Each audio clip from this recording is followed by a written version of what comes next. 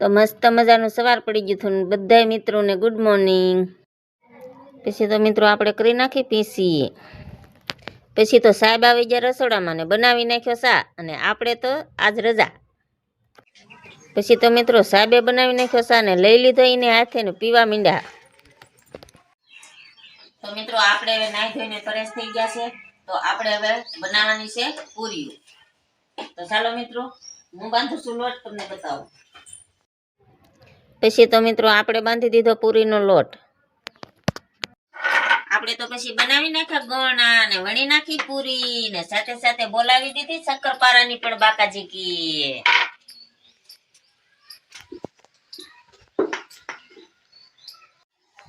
આપણે તો મિત્રો વણી નાખી પૂરી ને થોડાક બાકી છે તો લાગી ગઈ ભૂખ, એટલે આપણે તો બોલાવી દીધી હાકટેની બાકાજી કી.